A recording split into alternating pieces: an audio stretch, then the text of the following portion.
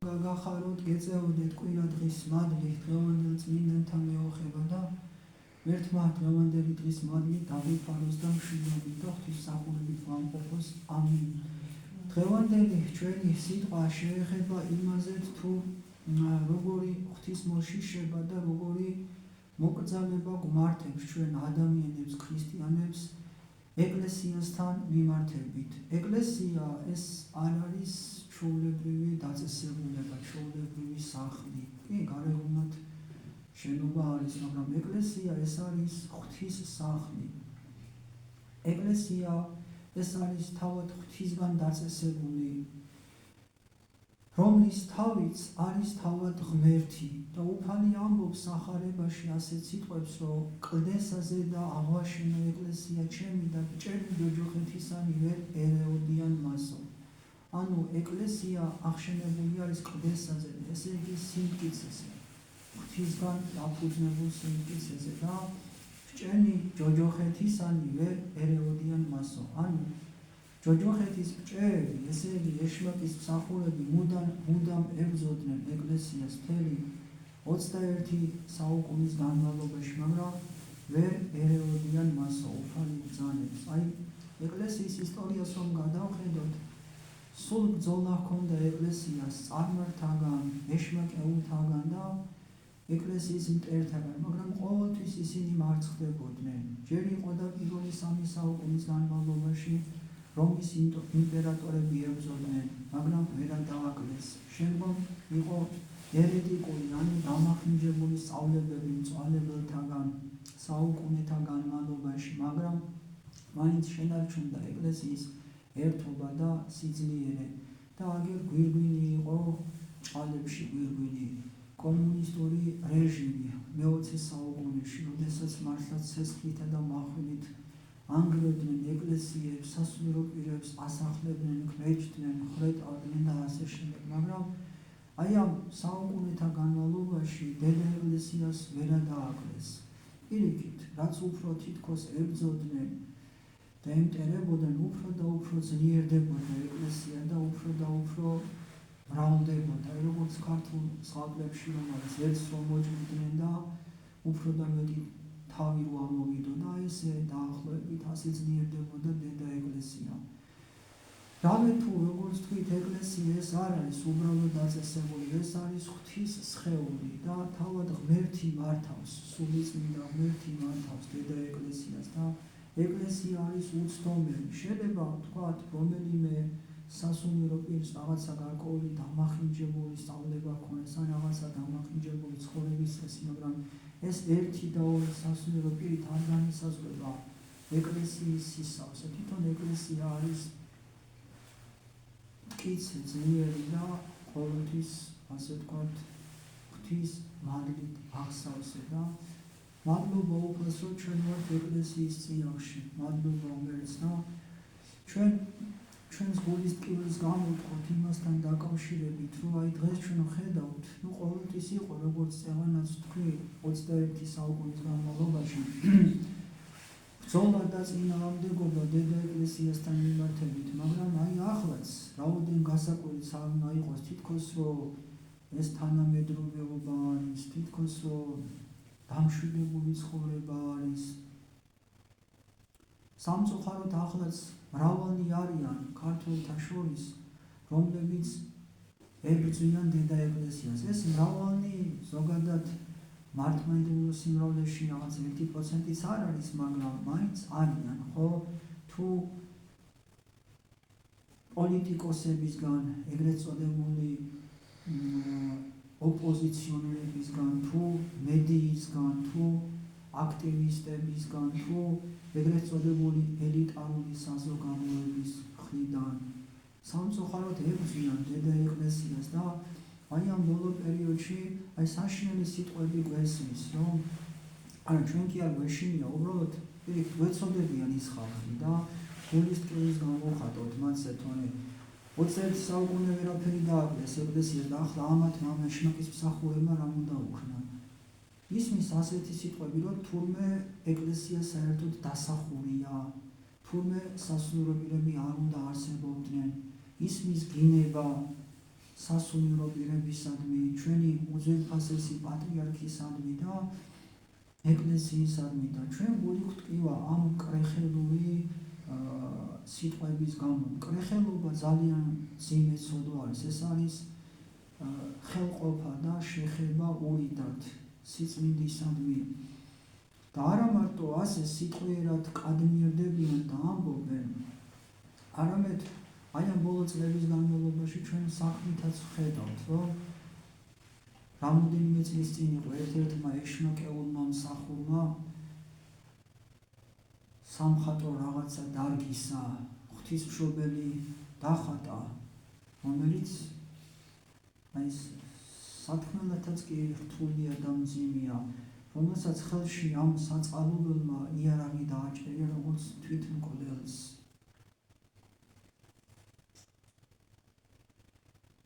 დაახლოებით 1 წლის წინ იყო ხო ის შემთხვევა, რომ ერთ-ერთმა ეშმაკეულმა ადამიანმა ტაძარში რო შევიდა და თან საკათედრო ტაძარში, სამების ტაძარში და წმინდა მატრონას ხატს შეურაცხყოფა მიაყენა. აი ახლა ამ ვითომ ეგრეთ წოდებულ მშვიდობიან აქციებზე, სადაც პირიქით ვანდალიზმის აქტები უფრო მეტი იყო. ეგეთი ფაქტების დაფიქსირდა, რომ პარლამენტის წინ აღმართულ წმინდა ნინოს ჯვარს ერთ-ერთმა აქტივისტმა დროშის ტალით დაუწყო, ასე ვთქვათ, დარტყმა ამ ჯვარზე. კუბო მოიტანეს დასაწვავად, რომელზეც მაცხოვრის გამოსახულება იყო. ერთ-ერთ ტაძარში მამებს შეუვარდნენ. ეს უკვე ზედმეტი და მეტის მეტი არის. უკვე არა მარტო სიტყვიერად გადმოდიან შეურაცხყოფაზე, არამედ საქმითაც, კი, საქმითაც გამოხატავენ და უბრალოდ ეს ადამიანები სიმწდარეში არიან. ვის ებრძვიან? ღმერთს? ეს ნიშნავს იმას, რომ საბრძოლო ასპარეზზე დადგნენ ჭიანჭველა და ლომი. ჭიანჭველას არანაირი შესაძლებლობა არ აქვს გამარჯვებისა. ღმერთს ებრძვიან? რომის ერთ-ერთი წარმართი იმპერატორი იყო იულიანე, რომელიც ეკლესიის ისტორიაში შევიდა განდგომილი სახელით. იმიტომ რომ ჭეშმარიტებას განუდგა და რაოდენ გასაკვირიც არ უნდა იყოს. ღმერთს დაუწყო ბრძოლა და ეკლესიას დაუწყო ბრძოლა. და საოცარი ის არის, რომ ვინც ეკლესიას ებრძვის, აუცილებლად სასჯელი არ ასწდება. მრავალი ასეთი შემთხვევა არსებობს ხო ისტორიიდან. და ერთ-ერთ ბრძოლაში უხილავმა ხელმა უხილავი מחვილით განგმირა. ეს მეფე იმპერატორი და მოკვდა מחვილით განგმირა. და მისი უკანასკნელი სიტყვები იყო, შენ გაიმარჯვე გალილეველო, ანუ მაცხოვარს მიმართა. ჩვენ ვიცით წმინდა ბარბარეს ცხოვრებიდან, მისმა მამამ რომ აწამა, მაშინვე ელვა გარდამოვარდა ზეციდან ღვთის სასჯელად და მოკლა და დაწვა მთლიანად, ხო? ეს ადამიანები უნდა დაფიქრდნენ. ასეთი ქმედებით ისინი საკუთარ თავს უმზადებენ გარდაცვალების შემდეგ მარადიულ ჯოჯოხეთურ სატანჯვას და ამ ქვეყნათაც პასუხ გაუცემელი ღვთისგან არ დარჩება და დაუშველი არ დარჩება. და ცოტა უნდა დაფიქრდნენ, წინ გაიხედონ, შვილები ყავთ, შვილიშვილები ყავთ და სასჯელს თავიანთ შთამომავად, დაუმკვიდრებენ. ეკლესიის წრები თვითონვე განადგურდებიან. უბრალოდ ჩვენ გული გვტკივა, ისინიც ჩვენი შვილები არიან, საქართველოს შვილები არიან, მათი წინაპრები ქრისტიანები იყვნენ და ასე უგუნურებაში როგორ არიან, რომ არათუ თვითონ არ ცხოვრობს ეკლესიურად, პირთ ეკლესიას ებრძვის კიდევაც. და სამწუხაროდ გამოდიან ზოგიერთები და სასულიერო პირებს აუგად მოიხსენიებენ. არა მარტო აუგად, არამედ შეურაცხყოფილი სიტყვებით. აი მე ხვდები ვარ ხო სასულიერო პირი ვარ და ჩემი ცხოვრების წლების ნახევარზე მეტი ეკლესიის წიაღში ვარ, მადლობა ღმერთს. ჯერ იყო სემინარი, სტუდენტობის წლები, შემდგომში მონასტერში ცხოვრება და მე ვერ ვბედავ, რომ მღვდელზე რამე ცუდი თქვა, მიუხედავად იმისა, რომ მე თვითონ მღვდელი ვარ. შეიძლება რაღაც არ მომეწონოს გარკვეული სასულიერო პირისა, თქვათ. ასე ხმამაღლა საჯაროდ აღნიშნო და გავლანწყო მე ვერ ვბედავ. ესენი როგორ ბედავენ ამას? ღმერთის არეშინია. უფალი ამბობს სახარებაში, ვინც თქვენსას ისმენს, ჩემსას ისმენს. ვინც თქვენ შეურაცხყოფთ, მე შეურაცხყოფს და ღმერთი შეურაცხყოფელი ესე არ დარჩება. ჩვენ მართლა გვეცოდებიან და გულის ტკივილს გამოვხატოთ ამაზე.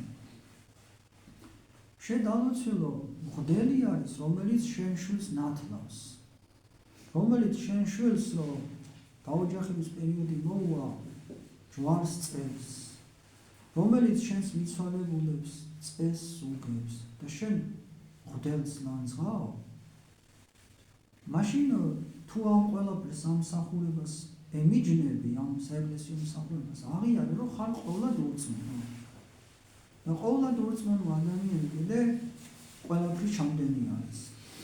გარეგნულად შეიძლება ლამაზად და მოწესრიგებულად ჩანდეს, მაგრამ ფარულად, დღევანდელ 60 კულაშიც შემთხვევით თუ არაფერი არ ხდება, როგორც საოცარი სიტყვები იქნა წაკითხული, პავლე მოციქული რომელსო რა იგი მათ მიერ იქნების ფარულად საძაგე ლარს სიტყვადეცავა. ანუ სოდიელების მიერ ფარულად რაც აღესრულება, სიტყვიერად სათქმელათაც კი სისაძაგლი არისო. და ყოვლად ურწმუნო ადამიანი ყველაფრის ჩამდენი არის. ჩვენ აგერ ეკლესიის წინაშე ვართ და მადლობა უფალს ჩვენ თავს ზალას ვატანთ. ცნებები გვიჭერს, რომ ცოდვა არ ჩავიდნენ, დიდ ცოდვაზეა საუბარი. რაღაც ცნებები ჩვენთვის არის აღვირილით, რომ დიდ ცოდვაში ღმერთმა დაგვიფაროს და ფეხი უარ ჩავდგათ. და ჩვენ კიდევ ცნებები გვიჭერს და ადამიანებს, რომლებიც ყოვლად ურწმუნოდ ცხოვრობენ და მათთვის ცნებები არ არსებობს, რა იჭერს? ჩვენ ძალიან კარგად ვიცით, როგორადაც ცხოვრობენ. მაგრამ რა თქმა უნდა, ამას ხმამაღლა არ ვიტყვით. მღვდელს აქვს მდგომარეობის ვალდებულება, რაც არ უნდა გაიგოს და რაც არ უნდა იცოდეს. მაგრამ ამითი არ უნდა ისარგებლონ. თავიანთ თავებში, თავიანთ სულებში ჩაიხედონ, რომ ვინ როგორ ცხოვრობს. ჩვენ გული გვტკივა, რომ ასე არიან. გამოდიან და განიკითხავენ ტელევიზიები, ზოგი სხვათა შორის რამდენიმე ტელევიზია არსებობს, რომ მართლაც არა მარტო არა ანტიეკლესიურები არიან, ანტიქართულებიც არიან. ყოვლად ურწმუნოს და ეკლესიის მაგინებელს რომ გამოიყვან შენს არხზე და ეთერს უთმობ, რომ ეკლესია ლანძღობს, შენც ამისი ხანაზინარი ხდები. სამწუხაროდ არის დაახლოებით 3 არხი არსებობს ასეთი, რომ პირდაპირ ანტიეკლესიურები და ანტიეროვნულები რომ არიან. მერთმა იმათაც უშველეს. და გამოდიან და ლანძღავენ ეკლესიას. შენ სამგზის საწყალობელო ღმერთმა მიშველოს, რითი ხარ ეკლესიის მსახურებზე მეტი? მღვდლები არიან, აი ისეთ ღვაწლში არიანო, რა ვიცი, როგორც იყვნენ თეთრი შუით მშურს მეც, როგორც იყვნენ ხოლმე. ზოგიერთი მღვდელი ისეთ სამონასტრო კომპლექსში და ისეთ ადგილას ცხოვრობს, რომ იქ მარტო გაჩერებაც კი არც ჩვენი ადგილი არ არის ხანიშებით და ვარდებით მოფენილი, მაგრამ ამაზე ბევრად რთულ ადგილას ცხოვრობენ, მღვდლები არიან და მარტო გაჩერებაც კი ღვაწლის ტოლფასია. ზოგიერთი მონასტერი ისეთ ადგილას არის მოწყობილი, რომ აი უბრალო მანქანა რო ვერ მიდის, მხოლოდ სატყეოს მანქანები რო აღწევენ. ზოგიერთი მღვდელი გაკვეთილებს ატარებს ბავშვებთან მიმართებით და ასწავლის ზნეობას, ქრისტიანობას, სიყვარულს ქვეყნის ადამიანებისადმი სამრევლო სკოლებით. ზოგიერთი ისეთ ქველმოქმედებას ეწევა. და ერთსაც ვიტყვი, ხო აი 2008 წლის ომი რო იყო, ხო? ჩვენ ხო კარგად ვიცით ეგმზიმი დღეები. იქ ჩვენი ქართველი ვაჟკაცები რო ეწირებოდნენ და რო კვდებოდნენ იქ და იქ რო დაიხოცნენ, ვინ გადავიდნენ მიცვალებულების გადმოსაყარად? ხო არსებობს ამისი კადრები, მღვდლები გადავიდნენ და ჩვენთვის ძალიან ნაცნობი მღვდლები. მამა საბაჟღენტი, მამა ნეოფიტე დაშნიანი, მამა ანდრია ჯაღმაიძე, არსებობს ამისი კადრები, ხო? ეს მაშინ, როდესაც ჩვენი ბიჭები იქ ეწირებოდნენ და მაგათი ეგრეთ წოდებული მთავარსარდალი ბოდიში და ჰასტუხს მიირთმევდა და მაგათი ეგრეთ წოდებული თავდაცვის მინისტრი იმ დროს რომ ბიჭები ეწირებოდნენ თვითონ დაკავებული იყო თურმე ძვირფასი თვლების შეძენით. და სწორედ მღვდლები გადავიდნენ და ცხედრები მღვდლებმა გადმოიტანეს პატრიარქის კურთხევით. მაგ მხარეს შევეხე და არ შეიძლება რო არა ვთქვათ მეუფე ესაია.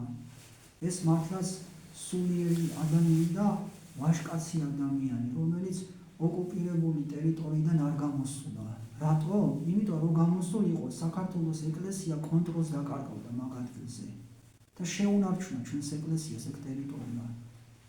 ნიქოზის მხარე. გარეჯელი მამები როგორ არ აღნიშნოთ. ყველა მონასტერი, რომელიც არის გარეჯში, თქვა დოდოს რქან, ათლისმცემელი და სხვაც, მაგრამ განსაკუთრებით ლავრა, დავით გარეჯელის ლავრა. წინამძღვრის მამა ილარიონის თამადობით და იქ მისი ძმობისა. ეგენი რომ არ იყვნენ აზერბაიჯანელები, ეგ მეგობრები, ჩხალებში მეგობრები. დავით გარეჯელს დაგვატოვებინებდნენ და საზღვარს უფრო გადმოწევდნენ აქეთ. და დავკარგავდით არა მარტო ეკლესიურ კონტროლს, არამედ ადმინისტრაციულადაც ქვეყანა ტერიტორიებს დაკარგავდა. ამას ვინ აკეთებს? ეგ მამები აკეთებენ, ხო? ყველას არ ვიტყვი, არ ვახსენებ ახლა, მთელი დღე შეიძლება არ გიყვეს. ასეთ ღვაწლში არიან და შენ ვინ ხარ, რა გაგიკეთებია, რომ გამოდიხარ და საჯაროდ ლანძღავ და აუგად მოიხსენებ. კაი, შეიძლება ერთი მღვდლის რაღაც არ მოგწონს, თქვათ, ჩემზე ვიტყვი. ჩემი არ მოგწონს, პირობითად ვამბობ, თავისთავად ყველასი მოსაწონი ვერ ვიქნები. შენ დალოცილო, შენ თუ გინდა მღვდელთან ურთიერთობა წადი სხვასთან, ამასთან. აი შენი შულის შეყვანა რო გინდოდეს რომელიმე წრეზე, თქვათ, ცეკვაზე.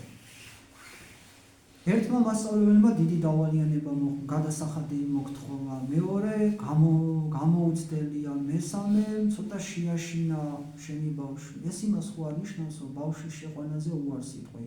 სხვა თორაფერი სხვა ქალაქში წაიყვან 1-2 დღე კვირის განმავლობაში და მაინც ამეცადნენ. ისი არის მღვდელთან მიმართებით. თქვათ, მე არ მოგწონა, გასაგებია, ყველას მოსაწონი თავისთავად არ ვიქნები. უნებრივია. ის არ მოგწონს, ისა რომელიღაცა ხო უნდა იყოს შენი მოსაწონი. როგორ ყველას ერთინად ხელს უსვამ, შენ თავში ჩაიხედე და შენ ცოდნებს მიხედე რა. ღმერთმა მოგცეს მოკრძალება ეკლესიასთან მიმართებით და სასულიერო პირებთან მიმართებით. შეიძლება სასულიერო პირის რაიმე ირონული სისუსტე ჰქონდეს, მაგრამ ის არის თავის თავში მატარებელი სული წმინდის მადლისა. მას შეუძლია მონათლოს ბავშვი, ჯვარი დასწეროს, აღსარება ჩაიბაროს, აზიაროს და გვირგვინი. გარდაცვალების შემდეგ წესი აუგოს იცვალებოს. აი ამხელა მადლისა შენ გახარ და განიკითხავ. ეკლესიის მტრები თვითონვე განადგურდებიან და თავიანთ თავს სასჯელს უწესებენ ამით და ჯობია რომ გონს მოეგონ. და ერთსაც ვიტყვი, რომ ესეთი რამ სხვა რელიგიის საამსარებლო ქვეყნებში დარწმუნებული ვარ არ მოხდება. ირანში, ერაყში, ეგვიპტეში, არაბეთში იქ ხო არის მუსულმანობა.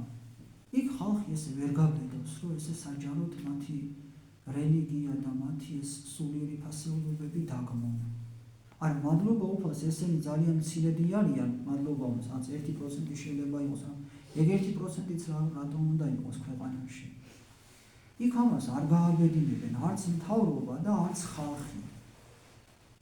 და ჩვენთან რატომაც ესე ეს სიტყვის თავისუფლებაო და ვისაც რა უნდა იმას ამბობს. მიუვარდება ხან რაღაც დაწესებულებას, ხან სამართალდამცავს, ხან ჩვეულებრივ მშვიდობიან მოქალაქეს და ხან შუაღამისას დადიან საყვირებით. რა ვიცი, ღმერთმა უშველოდ, ეს ეშმაკეულობა უფროა ვიდრე ნორმა. ეს არის ჩვენი სიტყვის თავისუფლება და თუმცა სიტყვის თავისუფლება არის, რომ რასაც მინდა ეკლესიაზე ვიტყვი. მეც შეიძლება უარყოფითი რაღაც ქონდეს შინაგანში სხვა რელიგიისადმი, მაგრამ დაუფლება მაქვს საჯაროდ გამოვიდი და დავგმო ის და ის სასულიერო პირებს ცუდი თქვა მათზე. ეხ შენი გრძნობები შენში უნდა დაიმარხო, ხო?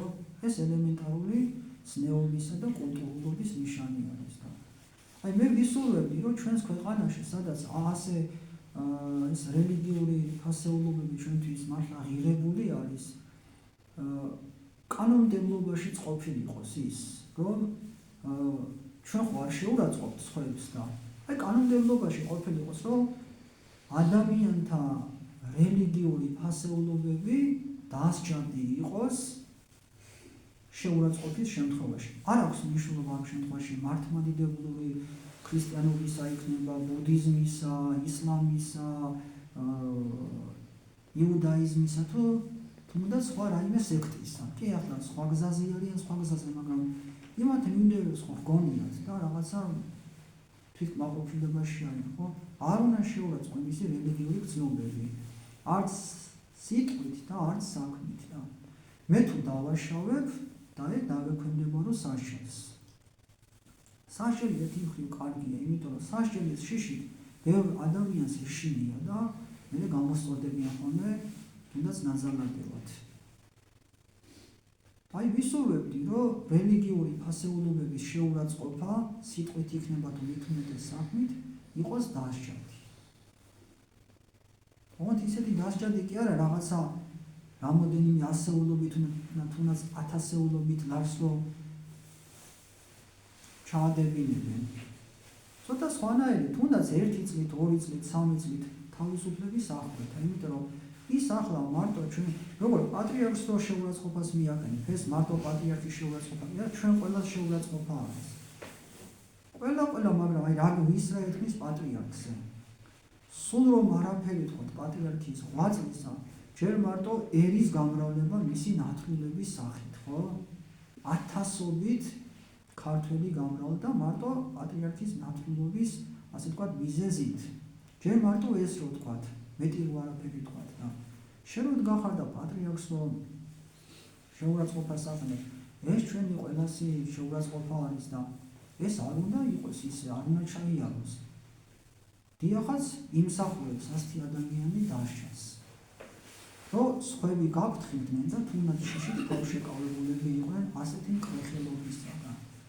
მე ამას შენდობას ვიტყო, შეიძლება ცოტა ემოციურად ვამბობდე, მაგრამ გულის ტკივილით ვამბობ ამას. მე მთის კაცი ვარ და თავისებული ეს შეიძლება გულის ტკივილის და ემოციაც კი მქონდეს ამაზე, ხო? მართლა გული გვტკივა, რომ ეს ჩვენი შვილები არიან, გონება დაბნელებულნი არიან და გული გვტკივა, რომ ასე დიდ სოდაში იგდებენ თავს და წინ არ იყვებიან შვილებისადმი და შვილიშვილებისადმი და ღმერთმა მოგცეს თვითონ ჩვენთაგანს მოკრძალება ეკლესიასთან მიმართებით და მოგრძალება სასულიერო პირებთან მიმართებით.